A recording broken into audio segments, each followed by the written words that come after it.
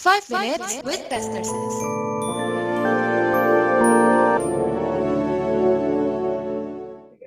Salam saudara.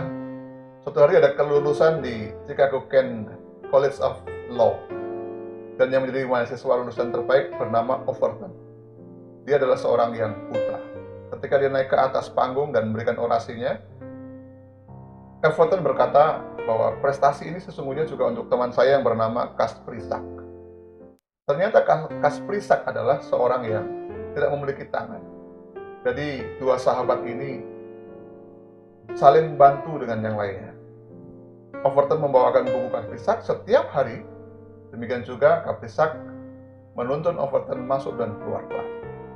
Ketika Tuhan memberikan kepada kita karunia-karunia rohani, sesungguhnya Tuhan memerintahkan kita untuk melayani satu dengan yang lainnya, menghiburkan, menguatkan, meneguhkan satu dengan yang lainnya.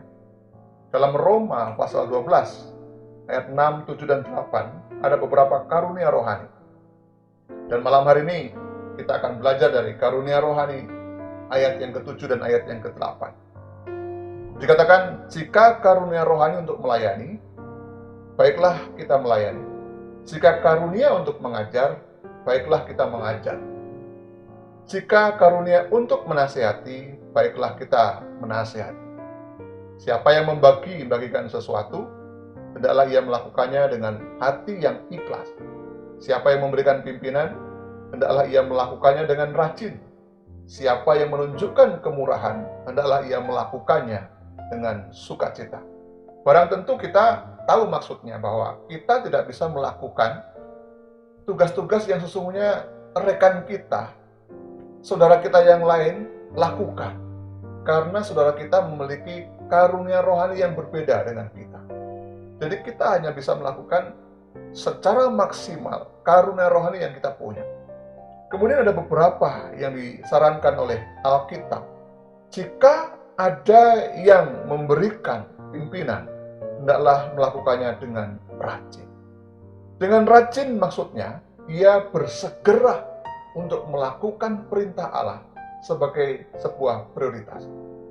Seseorang yang mendapatkan karunia, misalkan karunia untuk memimpin, ia harusnya melayani sesuai dengan karunia-Nya itu dengan bersegera sebagai satu prioritas. Mengapa demikian? Karena ini adalah perintah Allah untuk melayani. Saudara dikasih Tuhan, suatu hari ketika Tuhan Yesus mendapatkan seorang tamu dari Yunani pada hari Paskah. Tamu itu dibawa oleh Filipus. Dan Tuhan berkata, kalau satu biji gandum tidak jatuh ke dalam tanah dan mati, maka tidak akan ada pertumbuhan dari dalamnya. Sesungguhnya satu jiwa dari Yunani itu sangat berharga, tetapi Tuhan berkata, aku bersegera untuk melakukan firman Bapa, yaitu segera untuk mati. Kemudian supaya tumbuh, supaya ada kehidupan dari dalamnya. Kemudian yang kedua, jikalau ada orang yang membagi-bagikan sesuatu, hendaklah ia melakukannya dengan hati yang ikhlas. Saudara dikasih Tuhan, ikhlas dalam bahasa asli itu dikatakan melakukannya tanpa ada lipatan.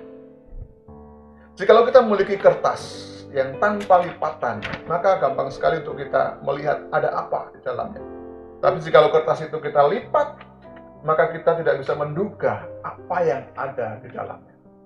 Salah seorang murid Tuhan Yesus bernama Yudas melayani dengan hati yang penuh dengan lipatan. Sehingga di hari akhir ketahuan motivasi pelayanannya. Apakah kita melakukan pelayanan sesuai dengan karunia yang Tuhan berikan kepada kita dengan hati yang tulus tanpa ada lipatan? Yang terakhir adalah siapa yang menunjukkan kemurahan hendaklah ia melakukannya dengan sukacita. Kata hilaros artinya sukacita karena kemenangan. Jikalau kita sudah dimenangkan oleh Tuhan, kita sudah dibebaskan oleh Tuhan, sebaiknya kita melayani Tuhan dengan sukacita. Karena kemenangan adalah sebuah kepastian yang Tuhan sudah lakukan di Kalvari. Lakukan tugas pelayanan kita apapun itu, karunia rohani yang diberikan kepada kita, dengan tulus ikhlas, dengan rajin, dan dengan sukacita. Tuhan Yesus memberkati saudara.